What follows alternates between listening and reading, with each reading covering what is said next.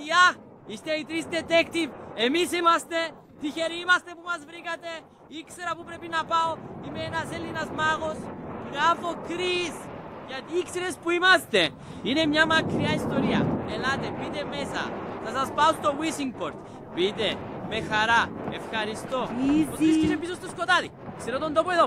Είσαι από την ομάδα των κινηματογραφιστών. Όχι, ζω από το ψάρεμα και την αναζήτηση του χρυσού νομίσματος του καπετάνιου Όνε. Εσείς ποιοι είστε? Ήταν ένας πειρατής που είχε συλληφθεί εδώ πριν από 300 χρόνια.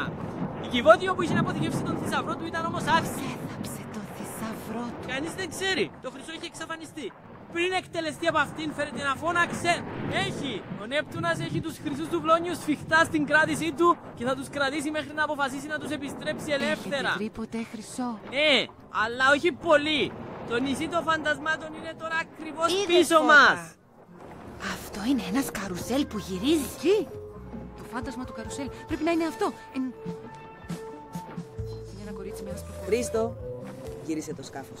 Πρέπει να το δούμε αυτό από κοντά στη συνέχεια. Χωρίς εμένα, αυτό είναι σίγουρα το φάντασμα. Πρέπει να φύγουμε. Αν είχα μόνο έναν κινητήρα, θα ήμασταν πιο γρήγοροι. Κρίμα, θα ήμουν και πιο κοντά στο φάντασμα. Αυτή η επιθυμία δεν συμφωνεί καθόλου με τις προσδοκίες των συναδέλφων σου detective.